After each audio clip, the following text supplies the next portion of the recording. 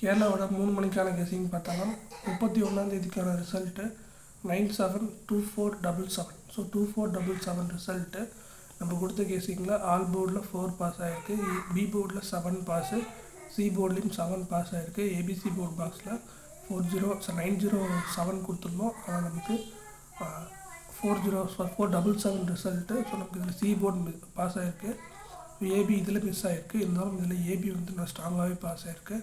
So 3ஆம் கெஸிங்குள்ளே போயிடலாம்.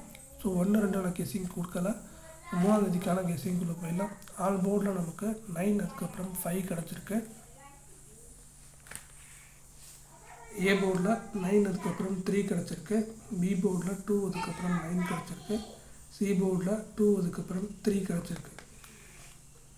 ஏபிபிசிஎஸ்சியில் 9559 2332 கிடச்சிருக்கு.